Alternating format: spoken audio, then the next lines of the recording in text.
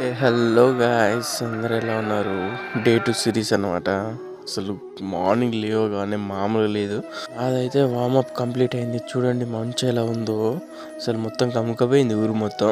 సూర్యుడు అయితే జాడ పత్తలేడు అసలు. ఎవరైనా మా సూర్యుడు ఆడున్నాడు, పిలవండి బాబు.